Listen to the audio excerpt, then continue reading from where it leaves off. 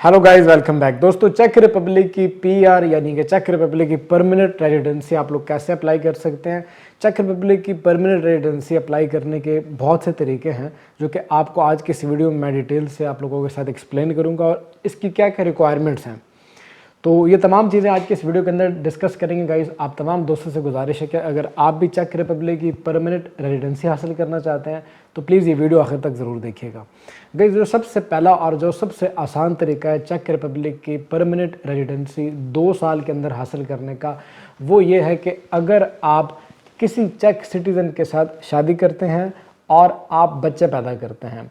अगर आपका बच्चा पैदा हो जाता है किसी चेक सिटीजनशिप पर्सन के साथ, तो आप उसकी बिहाफ पे आफ्टर 2 ईयर्स ऑफ मैरिज, शादी के 2 साल के बाद आप चेक रिपब्लिक की परमानेंट रेजिडेंसी अप्लाई कर सकते हैं, जो कि सबसे फास्ट प्रोसेस है चेक रिपब्लिक की परमानेंट रेजिडेंसी लेने का। ये यूरोप के बहुत सारे तरक्की याफ्ता मुल्कों से भी फास्ट प्रोसेस है, क्योंकि बहुत से कंट्रीज़ में, जर्मनी हो, इटली हो, स्पेन, काफ़ी सारे कंट्रीज़ में आप शादी की भी काफ़ी अर्सा वेट करने के बाद आप परमानेंट रेजिडेंसी के लिए एलिजिबल होते हैं। लेकिन चेक रिपब्लिक में अगर आप किसी चेक सिटीजन से शादी करते हो और बच्चा पैदा करते हो तो आप सिर्फ 2 साल के बाद पीआर अप्लाई करने के लिए एलिजिबल हो जाते हो। इसके बाद जो दूसरा तरीका है गाइज, उसके अंदर आ जाते हैं वर्क वीज़ा वाले लोग। वर्क वीज़ा वाले लोगों से भी पहले आते हैं वो लोग जिनके पास EU ब्लू कार्ड है, लेकिन उनकी तादाद बहुत कम होती है, तो मैं यहाँ पे उनकी बात नहीं करूँगा। EU ब्लू कार्ड वालों के लिए एक अलग वीडियो बना लेंगे कि वो कैसे अप्लाई कर सकते हैं। जो नॉर्मल वर्क परमिट के ऊपर होते हैं लोग, नॉर्मल एम्प्लॉयज़, वो अप्लाई कर सकते हैं आफ्टर 5 ईयर्स। अगर वो 5 साल तक काम करते हैं चेक रिपब्लिक में तो 5 साल के बाद वो पीआर अप्लाई करने के लिए एलिजिबल होते हैं। हाँ, कोई ऐसा वर्कर जो 4.5 साल से अपने कंट्री वापस नहीं किया, यानी कि चेक रिपब्लिक जब वो आया अपनी कंट्री से तो यहाँ पे वो काम कर रहा है पिछले 4.5 साल से और वो एक दफ़ा भी अपने कंट्री वापस नहीं किया और वो लगातार 4.5 साल से काम कर रहा है, तो वो 4.5 साल के बाद भी चेक रिपब्लिक की पीआर अप्लाई करने के लिए एलिजिबल हो जाता है। तो ये दूसरा स्टेटस है जो कि एलिजिबल होता है चेक रिपब्लिक की पीआर अप्लाई करने के लिए। मैं भी आपको सिर्फ एलिजिबिलिटी क्राइटेरिया बता देता हूँ, रिक्वायरमेंट्स मैं फिर आपको उसके बाद बताऊँगा। इसके बाद आ जाते हैं वो लोग जो कि चेक रिपब्लिक में स्टडीज़ कर रहे हैं। चेक रिपब्लिक में जो स्टूडेंट का टाइम पीरियड होता है गाइस, वो आधा काउंट होता है।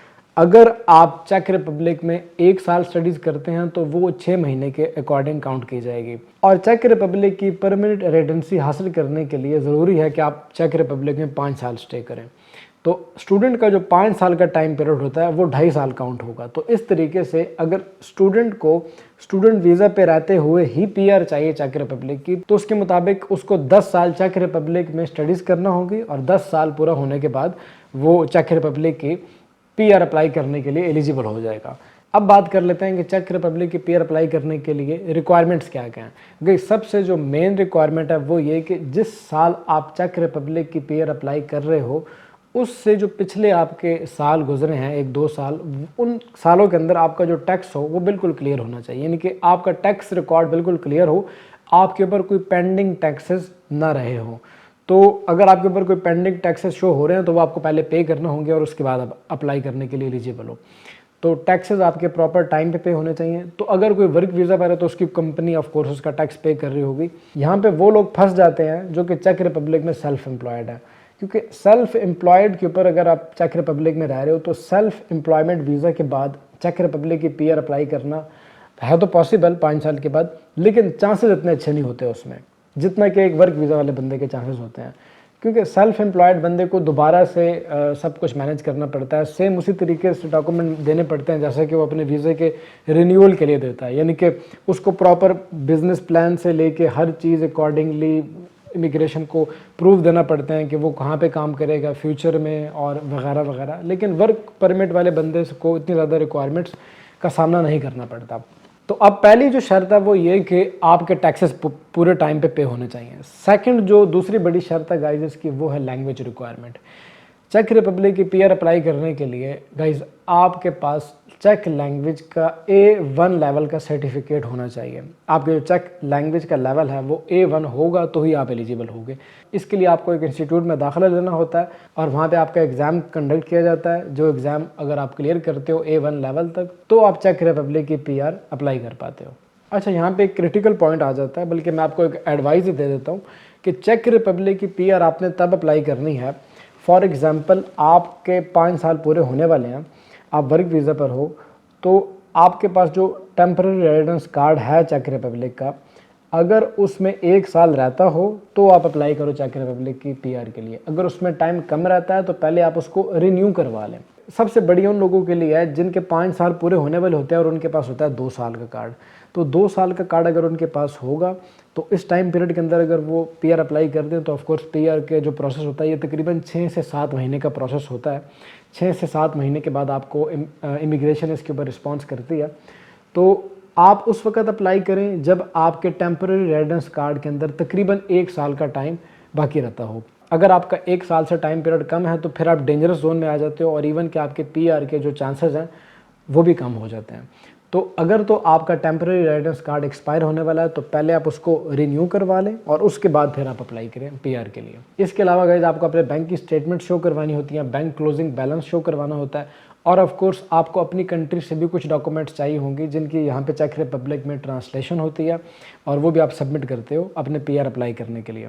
और जो सबसे इंपॉर्टेंट चीज़ गाइस आपने अपने माइंड में रखनी है कि जिस वक्त आप पीआर अप्लाई करो तो कोशिश करो कि आप किसी लॉयर को हायर कर लो और लॉयर के थ्रू आप अपनी पीआर अप्लाई करो। और अगर आप अपनी पीआर खुद अप्लाई कर रहे हो तो गाइस एक चीज़ अपने ध्यान में रख लो कि जब आप पीआर अप्लाई करोगे, अप्लाई करते समय आपके पास जितने भी डॉक्यूमेंट्स हैं जो कि पीआर अप्लाई करने के लिए रिक्वायर्ड होते हैं वो तमाम डॉक्यूमेंट आपने पहले तैयार कर लेने हैं। हर चीज़ आपके पास प्रिपेयर हो और उसके बाद आपने पीआर अप्लाई करनी है।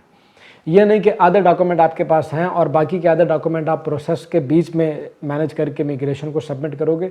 अगर आप इस तरीके से करोगे तो आप फंस जाओगे और आपको पीआर नहीं मिलेगी। कोशिश करोगे पीआर अप्लाई करने से पहले आप अपने तमाम डॉक्यूमेंट्स की जो आपकी फाइल है वो आप मैनेज कर लो और उसके बाद सबमिट करो। और अगर आपको ये तरीका नहीं पता कि किस तरीके से डॉक्यूमेंट्स मैनेज करने हैं तो उसके लिए आप किसी बढ़िया लॉयर की हेल्प भी ले सकते हैं जो कि चेक रिपब्लिक में है। अगर आपको चेक रिपब्लिक के अंदर किसी लॉयर की हेल्प चाहिए पीआर अप्लाई करने के लिए तो इस दी गई ईमेल एड्रेस के ऊपर आप रब्ता कर सकते हैं हमारी टीम के साथ। जैसे ही मेरे पास या मेरी टीम के पास टाइम होगा एज सुन एज पॉसिबल हम आपको रिस्पॉन्स करेंगे और आपको एक चेक लॉयर प्रोवाइड किया जाएगा और आपको प्रॉपर तरीके से गाइड किया जाएगा कि किस तरीके आप अपनी पीआर अप्लाई कर सकते हैं चेक रिपब्लिक के अंदर।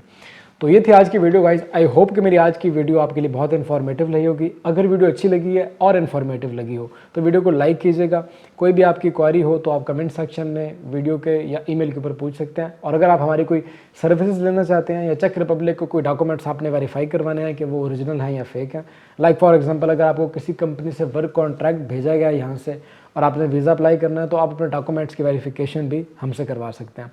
इसी के साथ अब ज़ीशान आसिम को दीजिएगा इजाज़त। मिलते हैं इसी तरह की किसी अगली वीडियो में, तब तक के लिए टेक केयर। अल्लाह हाफिज़।